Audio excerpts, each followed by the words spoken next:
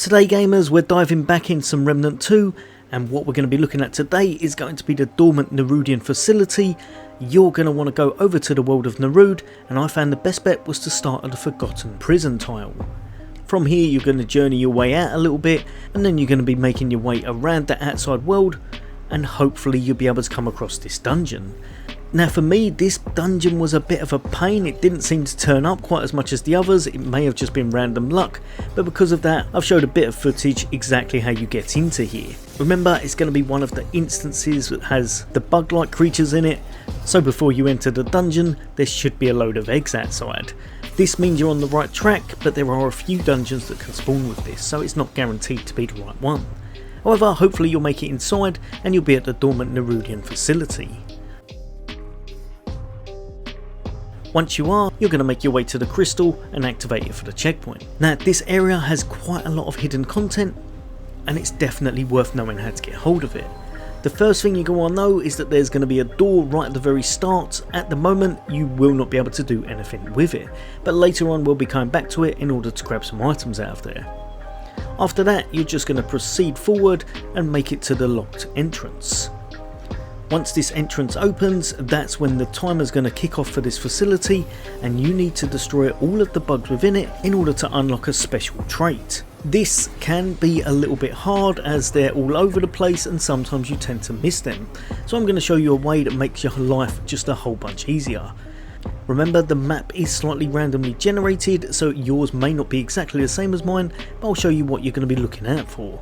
You're going to want to make your way throughout the instance, tackling the enemies as you go, and try to make your way all the way to pretty much the back part of the area. Honestly, even though you've got a timer, I wouldn't worry too much, because the way we're doing this means that the clock doesn't matter quite as much as if you were taking out all of these enemies in the normal fashion and had to find every single one of them.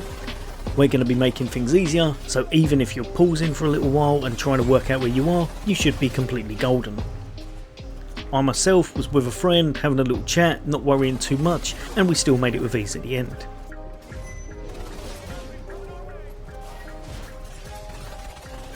But you're going to want to make sure you get to an area that looks very similar to this, and then there's going to be a break in the fence that you're going to have to make your way through.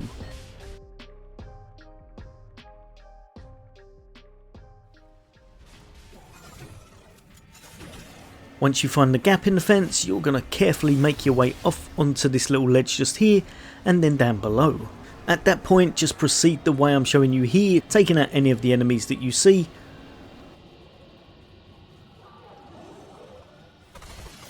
And then eventually you're going to make it all the way around to this elevator part just here, and you're going to want to take it and go up.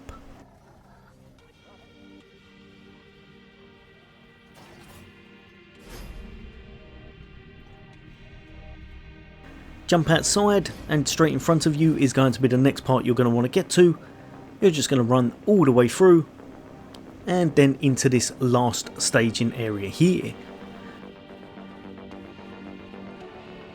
You're going to want to pick up this item as it's kind of key for later on, and that's the biome control glyph. And then you're going to activate the panel that's just next to it. This is going to be the key thing, allowing you to get a hidden boss spawn and clearing out all of the enemies that were in the facility, allowing you to grab the trait, the Siphoner, very easy. Like I said, a hidden boss is also going to spawn. That's going to be this flying mech just here, SD0A7. You're going to want to take them out in whatever means possible, because they're also going to hold a really nice reward, which is going to be this one just here, a new mutator, the Failsafe. Jumping over to the Siphoner trait, this one's well worth having if you like your run and gun play builds and you like to get a bit of health regen. This is going to allow you to get up to 3% health regen on damage. And jumping over to the mutator, the Failsafe, is great for anyone who likes to use their mods and try and get a bit of an additional damage with that. Attached mods deal 10% additional mod damage, and this will go up when you're upgrading it as well. And at level 10, the attached mods also have a 15% chance not to be used on charge. This could be really good if you've got quite a few charges for your mods and you want to be using them very often. At this point there'll be one little room with a chest in that you might want to grab because it's got some nice resources, and then you'll make your way over to the other side of the area where there'll be a room with another checkpoint.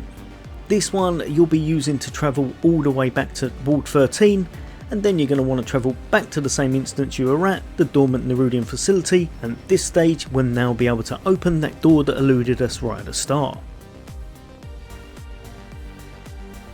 So make sure you chuck in the key item, which was the biome glyph, and then you'll have access to this area and you'll be able to pick yourself up a really nice unique amulet, the toxic release valve, as well as this, which you'll be using later on, and I will chuck it into another guide because it's a whole other conundrum to tackle, and that's going to be the memory core too.